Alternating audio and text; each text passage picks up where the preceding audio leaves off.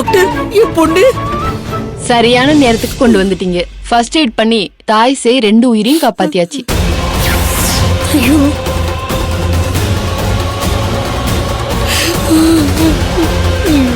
உன் பொண்ணு வயித்துல ஒரு கருவை சுமந்துகிட்டு இருக்கா. அப்ப நிஜமாவே தேவி கர்ப்பமா இருக்காளா? அந்த மருத்துவச்சி சொன்னது பொய்ன்னு நினைச்சோமே. டாக்டர் அம்மாவும் அதே சொல்றாங்களே. ஆமா, என்ன நீங்க மாசமா இருக்க பொண்ணை இவ்ளோ கேர்லெஸ்ஸா வச்சிருக்கீங்க? போன தடவையே தேவி செக்கப்க்கு வந்தப்போ அவங்க பாட்டி கிட்ட நான் தெளிவா சொல்லி அனுப்புனே. அப்பவே ஸ்கேன் எடுத்து மாத்திரை மருந்தெல்லாம் கொடுத்து அனுப்புனேன். ஐயோ அவங்க எந்த மாத்திரை மருந்தையும் சாப்பிடவே இல்லை போல இருக்கே. உடம்புல தெம்பே இல்ல, அனிமிக்கா இருக்காங்க. பாட்டி, கர்ப்பமா இருக்கிற பொண்ணுங்க இந்த நேரத்துல அழக்கூடாது. தேவி ஐயோ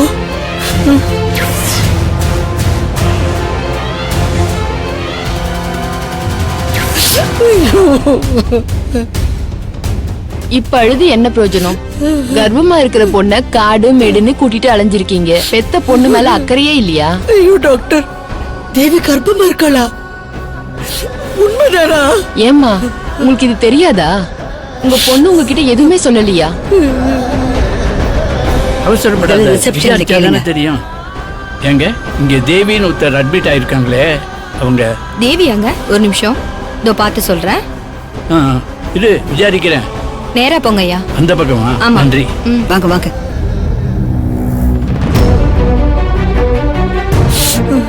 டாக்டர் டாக்டர், என் பேத்தி எப்படி இருக்கா? என்னாச்சு? என்ன தெரியுது? தேவிக்கு என்ன பிரச்சனை? நீங்க அவளை செக்கப் கூட்டிட்டு வந்ததா டாக்டர் சொல்றாங்க.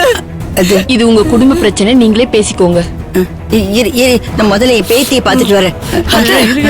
நில்லுங்க, நடிச்சது போதும். தேவிக்கு என்ன பிரச்சனை? என்ன பிரச்சனை?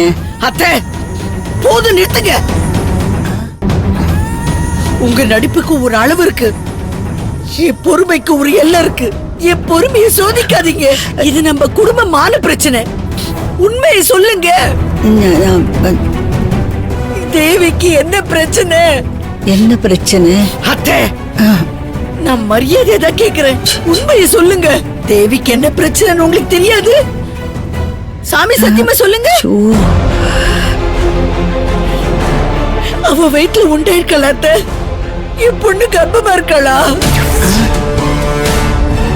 இந்த உண்மை உங்களுக்கு ஏற்கனவே தெரியுமா? சொல்லுங்க அத்தை. தெரிஞ்ச என்கிட்ட மறைச்சிங்களா? அது வந்து டென்ஷன் ஆகாதம்மா. அப்போ இது உண்மை. உண்மைதானே? உங்க 2 பேருக்கும் இது தெரியும் தானே?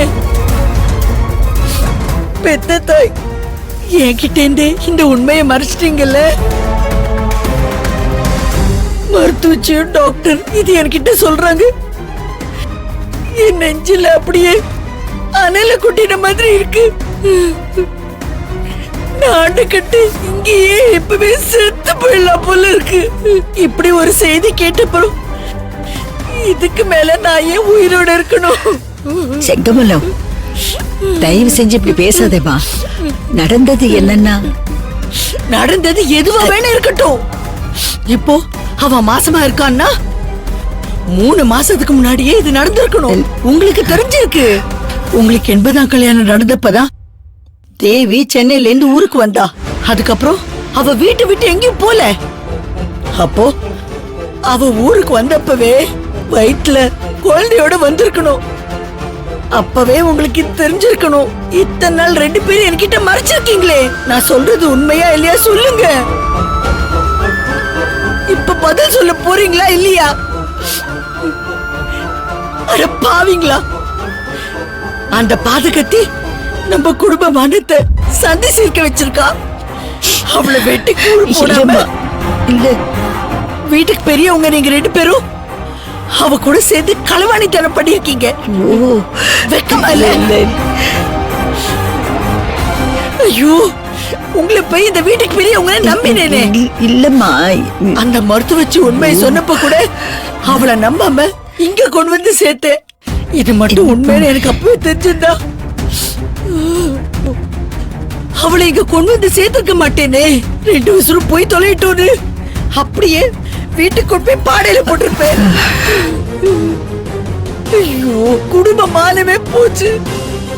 ஊருக்குள்ள தெரியறதுக்குள்ள நானும் அவரும் தூக்கில தூங்கிடுறோம். அம்மா